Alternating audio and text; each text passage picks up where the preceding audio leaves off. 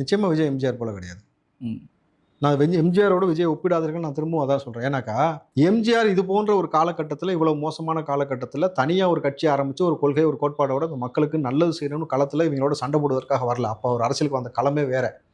இன்றைக்கு சமகாலத்தில் நம்ம எல்லாரும் மக்களை வந்து கொள்றாங்க, இங்கே இருக்கக்கூடிய இயற்கை வளங்களை திருடுறான், மக்களை வந்து பரிதவிக்க விடுறான். சாதாரணமாக மழை வந்தால் கூட அவன் வந்து நிர்கதியில் ஆக்கி அவனுடைய சொத்து மதிப்பெல்லாம் தண்ணியில் இறக்கி ஆக்கிட்டு ஒரு குடும்பம் மாட மாளிகையில் கோட கோபுரத்தில் உட்காந்துட்டு பல கோடிக்கு வாச்சிக்கிற அளவுக்கு இருக்கிறான பொழுது இதை எதிர்த்து களங்காடுவதற்காக ஒரு சரியான ஒரு ஆண்மகனாக வந்து நிற்கிறாங்க. நான் கேட்குறேன், நீ சரியான ஆம்பளை திமுகவில் இருக்கக்கூடிய நபர்கள் உதயநிதி, மாண்புமிகு உதயநிதிட்டே கேட்போம்.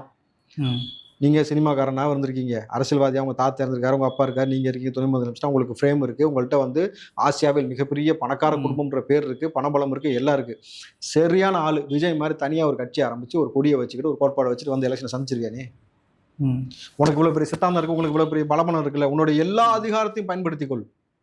வந்து களத்தில் ஒரு கொடி ஒரு கட்சி புதிதாக உருவாக்கி விஜய் மாதிரி களமாடுவதற்கு உனக்கு திராணி இருக்கா? அப்படி வந்து நில்லு, பேசுவோம்.